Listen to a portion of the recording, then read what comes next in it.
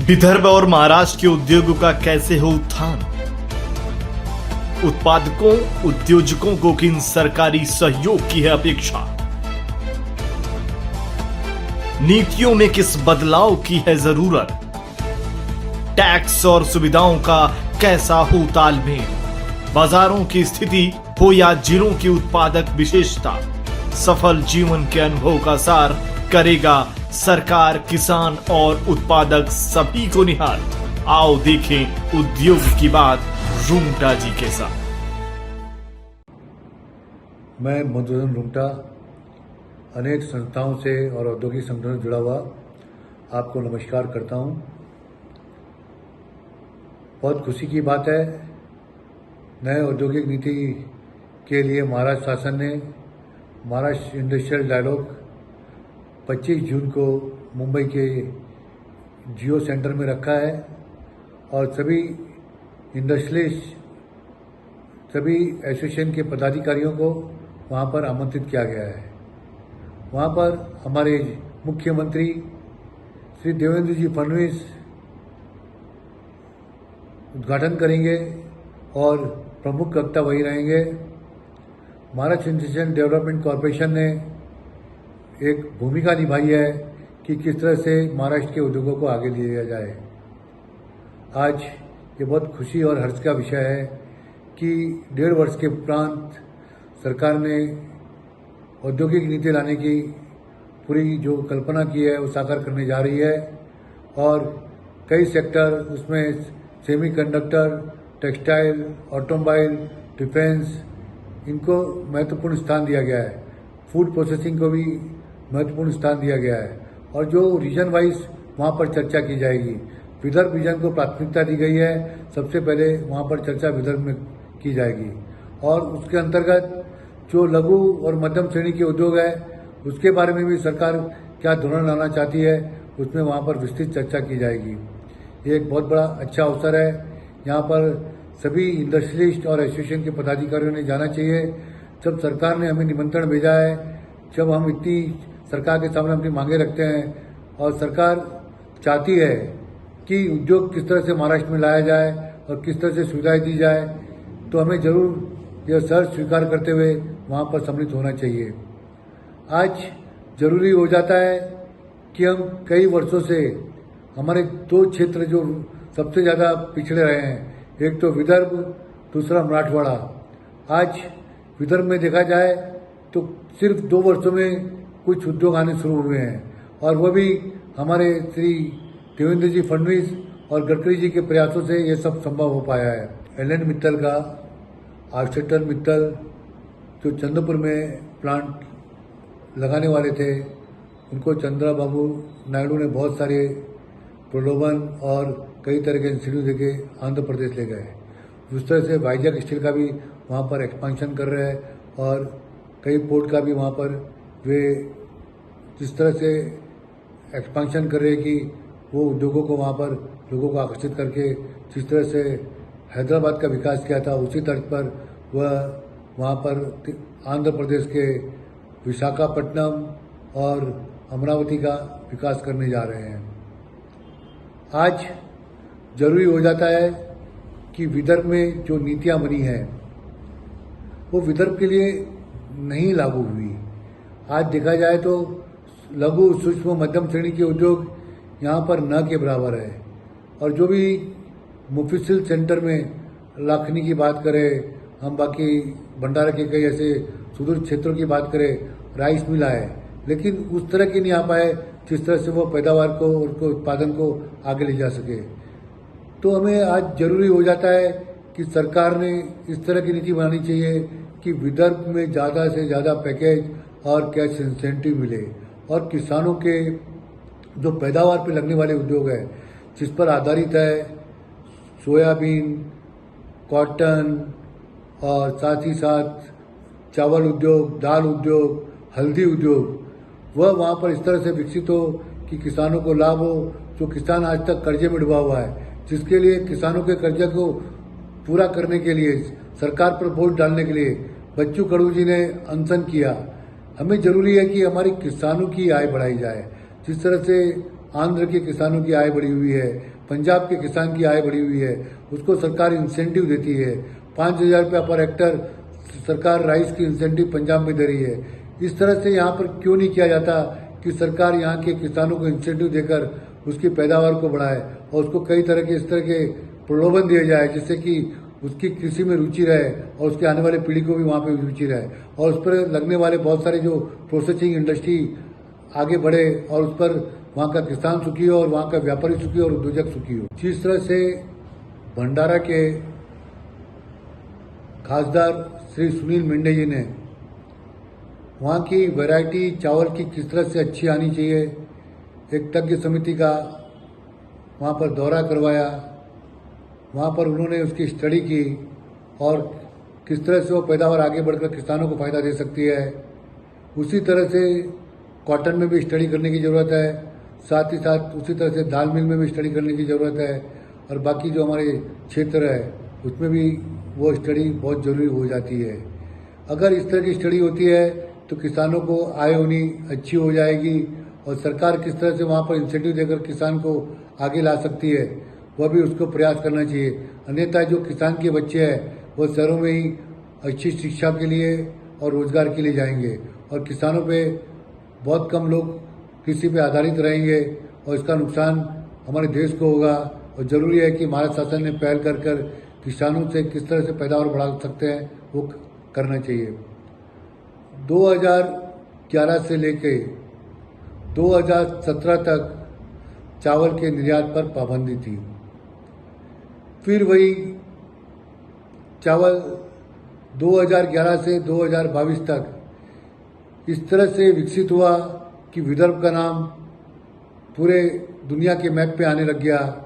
छत्तीसगढ़ में तो चावल होता ही था, लेकिन विदर्भ से भी काफ़ी मात्रा में जो 4 डिस्ट्रिक्ट है भंडारा, गोंदिया, चंद्रपुर, गढ़चिरौली में वहाँ पर पैदावार काफ़ी होने लगी और किसान लोग ज़्यादा से ज़्यादा वहाँ पर चावल की पैदावार करने लगे। 3,000 से ज़्यादा कारखाने राइस पर आधारित वहाँ क्षेत्रों में लगे और यहाँ पर जो है ट्रेडर और एक्सपोर्टर भी यहाँ से काफ़ी चावल के ऊपर अपना व्यापार करने लगे और भारत पाकिस्तान को टक्कर देके बहुत आगे आ गया और दुनिया में प्रथम स्थान पर चावल का प्रोड्यूसर बन गया। आज फिर से 2022 में सरकार ने बैन लगाया और बैन से इस उद्योग को काफ़ी नुकसान हुआ है और आज इसका खामियाजा बहुत भुगतना पड़ रहा है।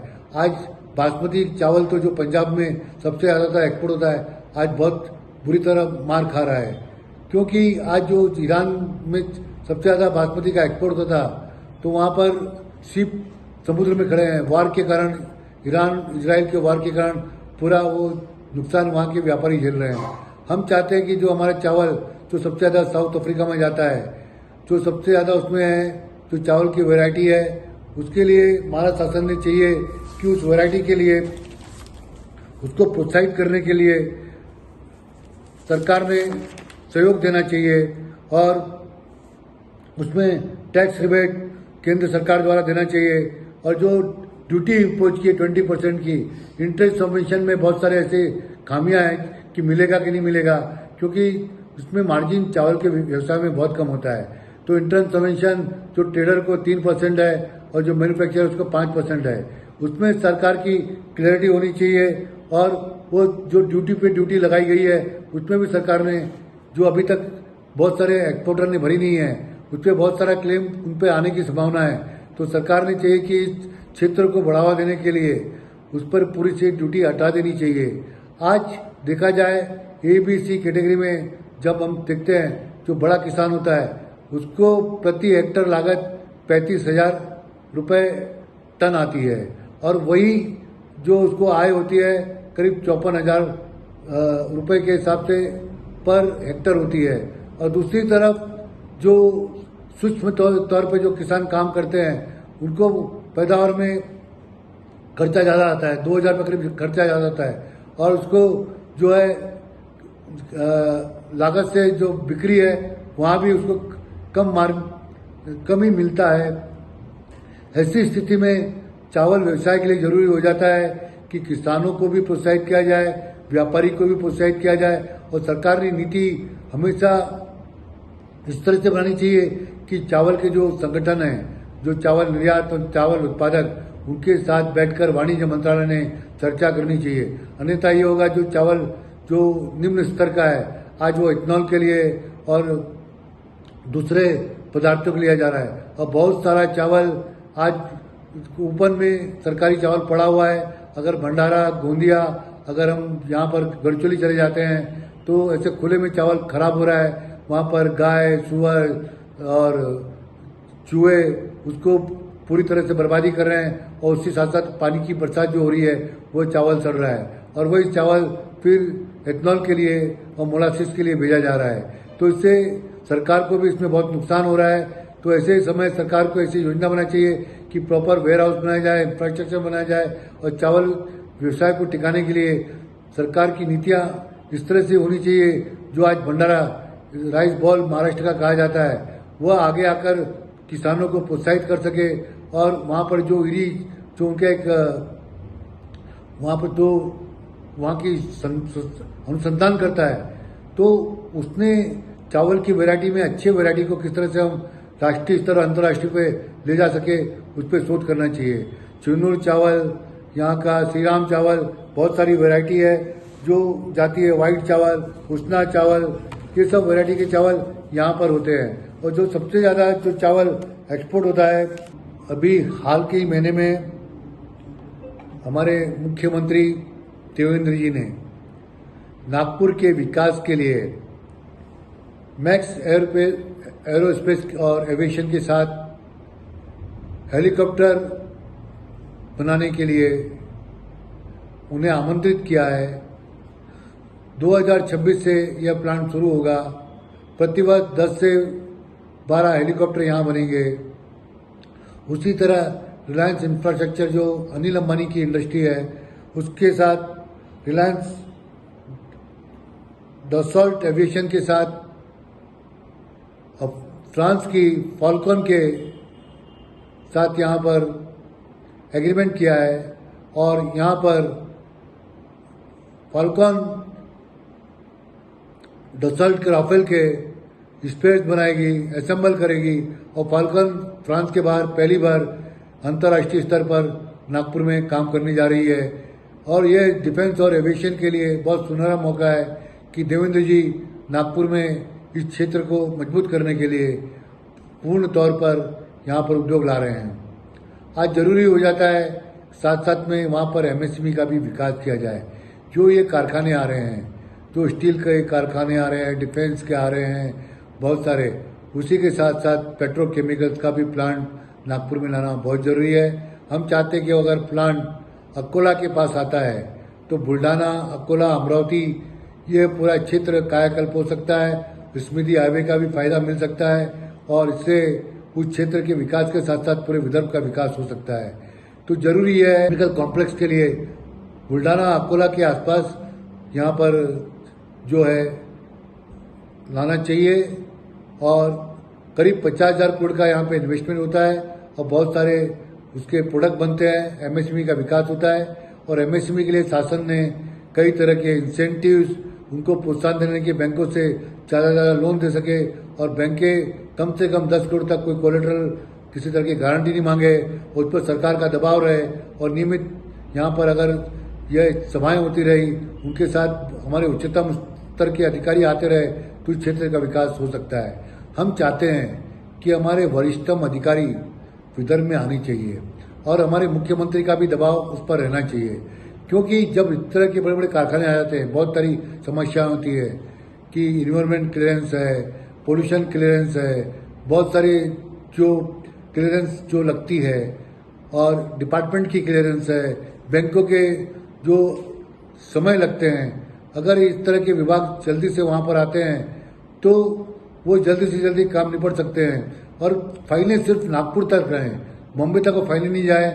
सरकारी जो ऑफिसर्स है, अगर वो नागपुर आते हैं तो देखिए कि 2025 में किस तरह से हमारे विदर्भ और नागपुर अमरावती का विकास होता है। हम इस विकास में पूरे महाराष्ट्र को 1 ट्रिलियन इकोनॉमी में कम से कम 50% का योगदान दे सकते हैं।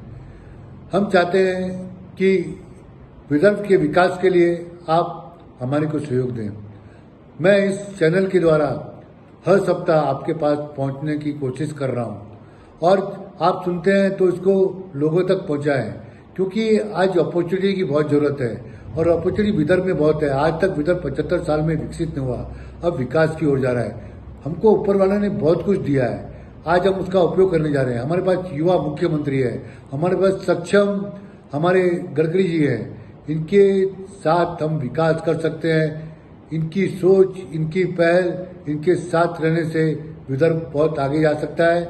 और आप लोगों से अनुरोध है, फिर से अनुरोध है कि आप सुन रहे हैं, इसको फॉरवर्ड करें, लोगों तक पहुंचाएं। और देखिए, विदर्भ कृषि क्षेत्र, उद्योग क्षेत्र, पर्यटन क्षेत्र, वन क्षेत्र, औषधि क्षेत्र, चाइना में एक्सपोर्ट होता है। यहाँ पर बहुत अच्छे एक्सपोर्टर हैं जो इसमें काम कर रहे हैं। तो ये देश को एक अपनी करेंसी लेके ला दे रहे हैं।